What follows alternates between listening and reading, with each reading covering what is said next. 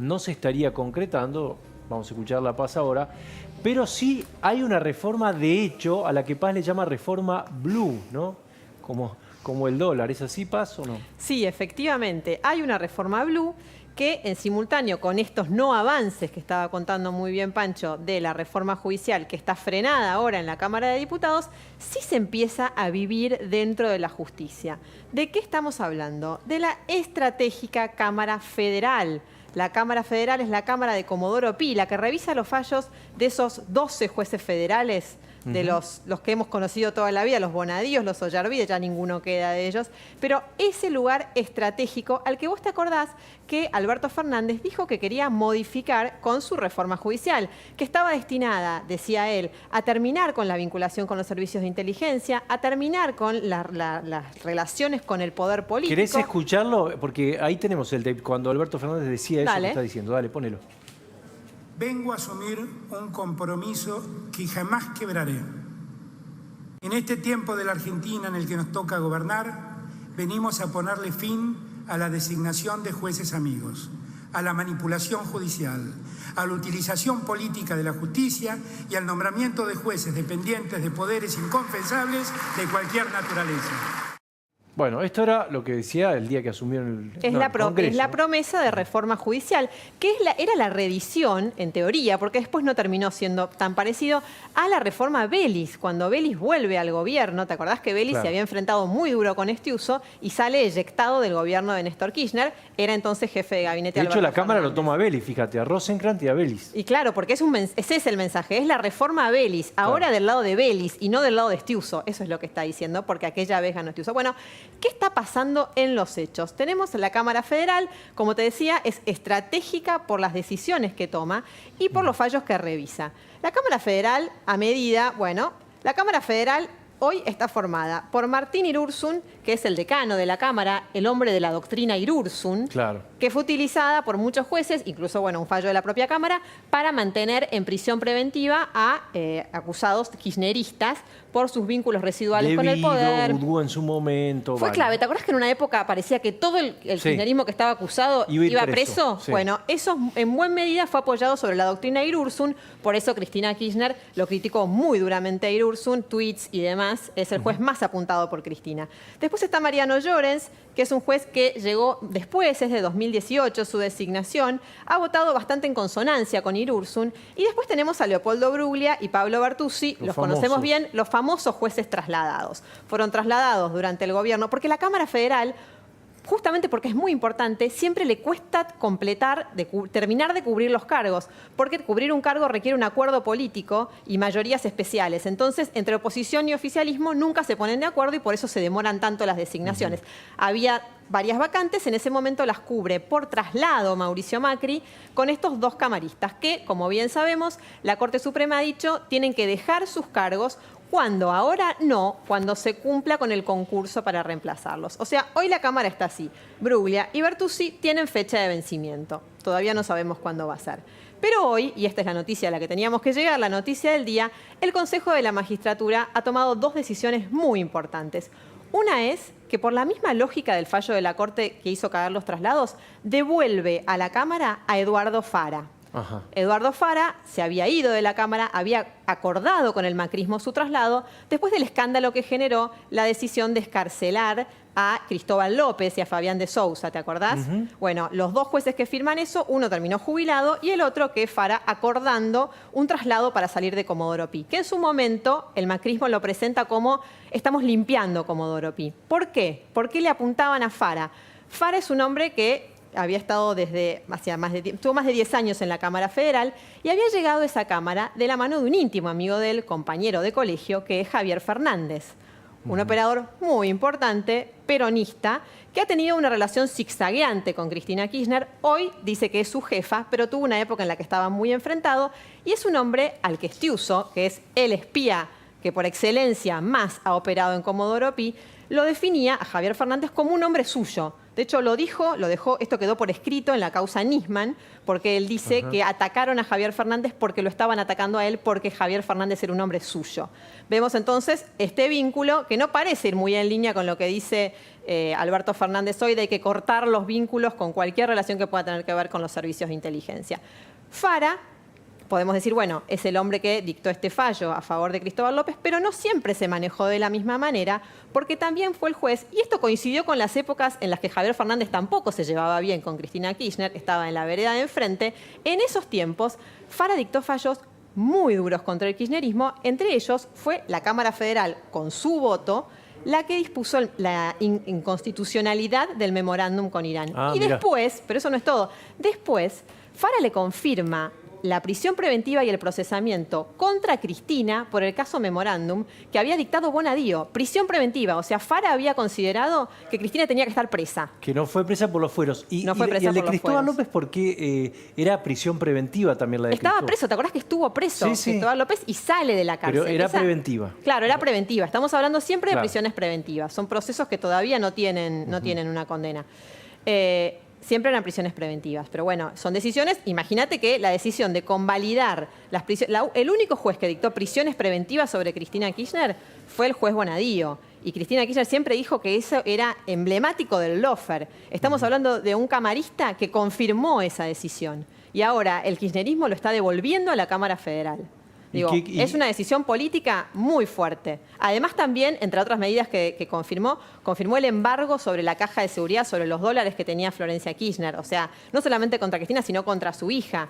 Entonces, ¿qué quiere decir eso, Paz? ¿Quiere decir que Cristina no está tan en desacuerdo o cómo Bueno, evidentemente aquí hay una decisión política. Cuando hablamos más allá de los atributos que puedan tener técnicamente, jurídicamente los candidatos, ¿no? Digo, lo mismo que decíamos respecto de Brugli y de Bertuzzi, por ejemplo. Más allá de las condiciones, fueron puestos por traslado durante el macrismo. En este caso es igual, cuando se decide quién va a ir a la Cámara Federal, es una decisión política. Entonces, más allá de que efectivamente Eduardo Fara concursó para ese cargo, es un juez con trayectoria judicial, que nadie duda de sus condiciones académicas, pero tiene un determinado perfil y políticamente se lo puede ubicar de algún modo en todos estos movimientos que ha tenido. Entonces, hay una decisión, evidentemente, que va más allá de solamente Fara, que tiene que ver con devolverlo al lugar. ¿Qué es lo que dice el kirchnerismo duro? Porque evidentemente les hace ruido esto. Cuando uno les pregunta, ¿qué es lo que dicen? Bueno, en realidad, como Fara salió por traslado y esos traslados no valen más, le correspondía volver.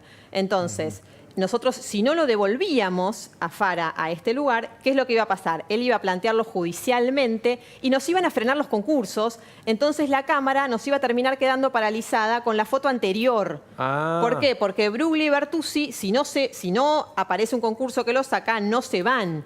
Entonces lo que explican ellos es, bueno, lo pusimos en realidad medio como un mal menor para poder destrabar la situación de la Cámara. ¿Y Paz no tenían otras opciones? Digo, no había opciones. Bueno, la primera opción es decirle que no, como de hecho hay un voto en minoría que es el voto de Tonelli. Y la verdad es que, digo, existía, más allá jurídicamente podés apoyarte en una postura o en otra, incluso podés no tratar el pedido de Fara, podés hacer un montón de cosas, no tratarlo en diciembre en la última reunión del Consejo, lo podrías pasar para el año que viene si eso es lo que quisieras. Evidentemente hay una decisión política. Y después, por otro lado, hoy, esto no es solamente Fara la decisión de hoy, también tenemos acá al doctor Roberto Boico. Boico, hoy se aprobó la terna que lo incluye a él como candidato para entrar en esta Cámara. ¿Qué quiere decir esto? Ya está, Boico va a integrar la Cámara porque hay una decisión política de que sea él, pero hoy lo que sale del Consejo es la terna, 3 candidatos que va a recibir Alberto Fernández. Uno de esos es Boico, pero hoy todo el mundo hablaba en el Consejo de le damos los votos a Boico, incluida la oposición. ¿Por qué llama la atención esto? Porque Boico fue abogado, es abogado de Cristina Kirchner todavía hoy en la causa memorándum, causa que está en la sala a donde va a ir Boico, además, tendrá que excusarse, por supuesto. Es abogado, fue abogado de Parrilli también, defendió la actuación de Amado Boudou en el caso Chicone y dijo que había sido excesivamente mediatizado el caso.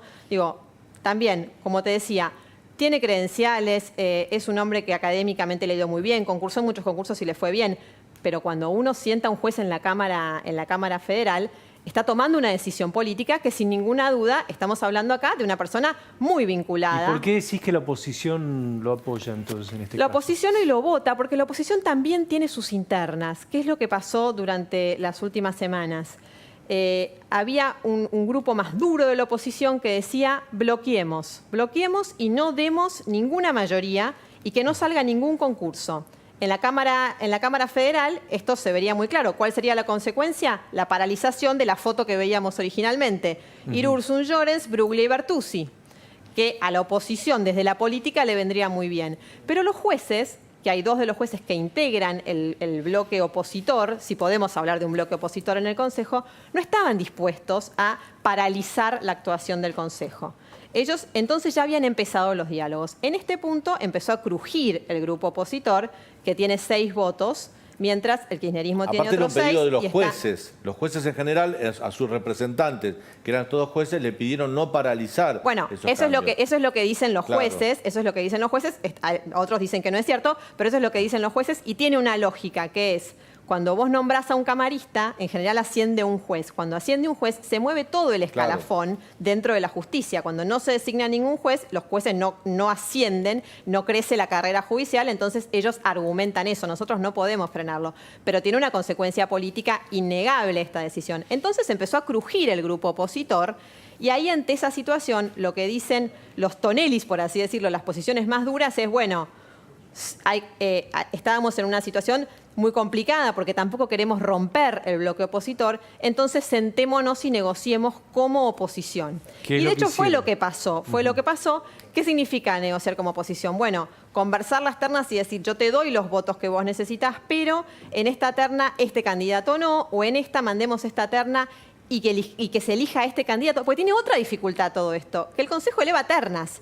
Entonces, cuando la oposición arregla con el oficialismo, Jerónimo Ustarroz, el representante, el hermano de Guado de Pedro, y dice, bueno, entonces van a quedar jueces Boico y no sé cuál más, después eso tiene que elegir el presidente, con lo cual el presidente podría desconocer este acuerdo, cosa que en los hechos no debería pasar. Nos queda todavía Delía. ¿Cómo Graciela Camaño votó ahí? Graciela Camaño estuvo ausente en el plenario de hoy. Graciela Camaño es así como tiene 6 votos el kirchnerismo, después tiene el 7º voto de Graciela Camaño, que en muchos temas que han sido claves también acompañó. Por ejemplo, en el inicio, la decisión que dio inicio a todo el proceso de revisión de los traslados de Bruglia y Bertuzzi, que si no hubiera sido por eso, capaz todavía estarían sentados sin plazo en el Consejo.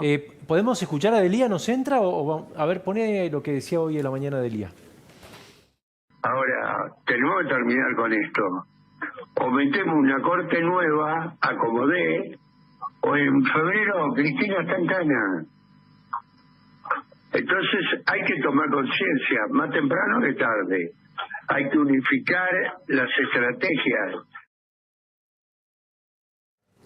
Porque en febrero va en cana Cristina. ¿Cuál es el...? No tengo idea, no puedo ser exégeta de Delía, la verdad que no lo sé. Febrero, pero lo no que lo hace... sé, pero el mensaje febrero porque sí. Tiró febrero porque sí, pero es lo que dijo Delía...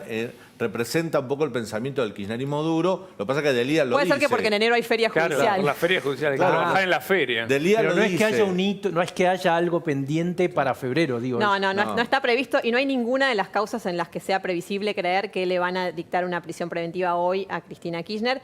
La verdad es que no parece. De hecho, las prisiones preventivas que le había dictado Bonadío, incluso aquella que había ratificado y convalidado Fara, todas ellas ya hoy han caído, no tiene ninguna orden de en la Corte dicen que esto que dice Delía es lo que piensa todo el kirchnerismo, ¿es así? Bueno, lo vemos cada vez más eso, ¿no? Los mensajes cada vez más duros. Bueno, después de la carta de Cristina Kirchner, que dijo que la Corte era la responsable del lawfare, que lo convalidaba y que en algunos lo permitía y que en algunos momentos estaba al frente del lawfare, digo, no falta mucho más, ¿no? Después de ese discurso, todo lo demás es bastante comprensible dentro de las filas del kirchnerismo. O sea, lo que lo destraba lo que al revés, lo que acelera estas cosas es la carta de la vicepresidenta. Y bueno, se venía sugiriendo, pero ella lo dice y además le apunta a casi todos los jueces particularmente con nombre y apellido. Está claro que Cristina ha decidido ir mucho más fuerte, probablemente por esto de que las reformas de Alberto son insuficientes. Bueno, eso es lo que te iba a decir, Es Paz. un signo de debilidad. Pero van a también. aparecer muchas más voces, como la de Elías, del kirchnerismo duro, con esta consigna: miren que hay que reformar la Corte porque van por Cristina. Pero el destinatario de ese mensaje también es Alberto Fernández. Bueno, no También nos olvidemos que la comisión de expertos que creó Alberto Fernández para que dictamine sobre la Corte, nada dijo sobre la conformación, sobre la integración de la Corte. Sí, la creación de un tribunal intermedio y algunas cosas vinculadas con el procedimiento, pero fue un dictamen el que le presentan estos juristas bastante conservador, no revolucionario de lo que la Corte debe ser, y eso no parece contentar a Cristina Kirchner. Bueno, ¿no? vamos a ver cómo sigue, pero se puso muy caliente el tema. Gracias a todos, gracias Paz. Quédense con Luis Majul en La Nación Más.